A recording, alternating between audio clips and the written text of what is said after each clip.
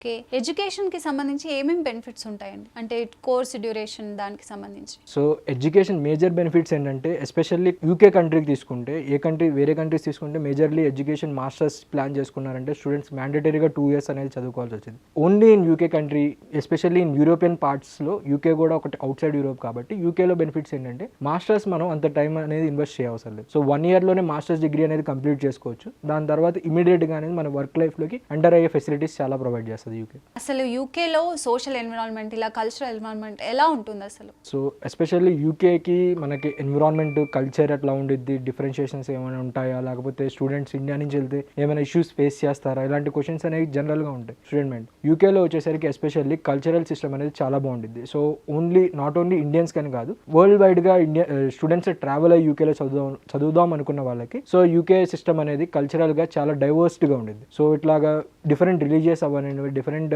Skin tones ఉన్న వాళ్ళని కానీ అలాంటి డిస్క్రిమినేట్ చేయడం కానీ యూకేలో అలాంటి ఏం పాసిబిలిటీస్ ఉండవు. సో ఎప్పుడు వాళ్ళకి కల్చరల్ డైవర్సిటీ అనేది వైడ్గా ఉండిద్ది, ఇన్విటేషన్స్ అనేవి చాలా బ్రాడ్గా ఉంటాయి. So each and every festival especially మన ఇండియన్ ఫెస్టివల్స్కి అయితే, హిందూ ఫెస్టివల్స్కి అయితే వాళ్ళు చాలా ప్రియారిటీస్ ఇస్తారు. వాళ్ళు సెలబ్రేట్ చేయడంలో కానీ, ఇన్వాల్వ్మెంట్ అవడంలో కానీ చాలా బాగుంటుంది.